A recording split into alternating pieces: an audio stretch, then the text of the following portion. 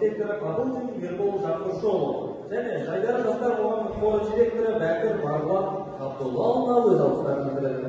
Мына топта енді сәл бір команда қатты көзге ерекше жарқ ете қалды.